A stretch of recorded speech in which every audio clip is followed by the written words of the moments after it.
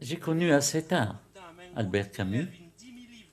Donc, cette première fois en 1948, et ensuite, il y a eu un grand espace de temps, enfin, pendant lequel on ne s'est plus revu, parce que moi je vivais et j'habitais donc en Algérie, et lui il était déjà installé en France.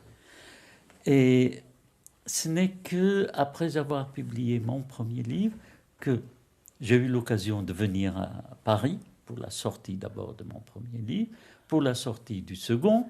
Et là, j'avais connu des écrivains comme Jean Quérol et Brice Parrain. J'allais voir donc Brice Parrain chez Gallimard, et là, je tombe un jour sur Camus, comme ça par hasard, et puis de fil en aiguille, on s'est revus, et à partir de ce moment-là, c'est-à-dire dans les années 50, 54, 55, 56, je voyais souvent Camus. Lui-même me donnait rendez-vous, nous allions au restaurant ensemble, il m'invitait chez lui. D'abord, il voulait me montrer où il habitait, et même la pièce où il travaillait, une vraie cellule, une toute petite pièce où il n'y avait aucun décor, sauf une petite table minuscule, pas plus grande que celle-là, et les murs blanchis à la chaux. Là, c'était plus que de l'amitié, c'était une sorte de fraternité, parce que, d'abord, physiquement, à un moment donné, comme ça arrive souvent, il y a des ressemblances qui se produisent puis qui passent.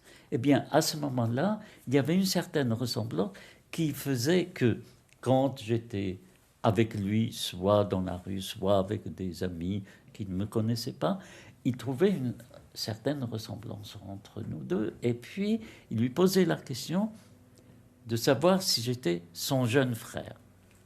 Alors, lui disait oui, puis il me prenait comme ça, il m'entourait les épaules du bras.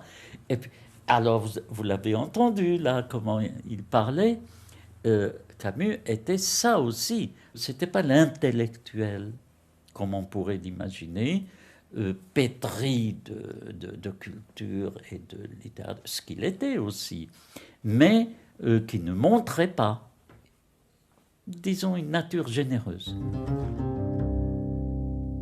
Ce que j'ai connu de la France, c'était Paris. Ce que je voyais, c'était la concentration, si vous voulez, une sorte de concentration sur un espace réduit d'une quantité d'intellectuels absolument fantastique. Et il faut vous dire que je ne connaissais même de Paris que Saint-Germain-des-Prés et tous ces coins-là, pas plus. Je n'allais même pas jusqu'à Montparnasse, alors c'est pour vous dire. Et je me sentais comme un poisson dans l'eau. Il me semblait avoir trouvé l'élément nourricier.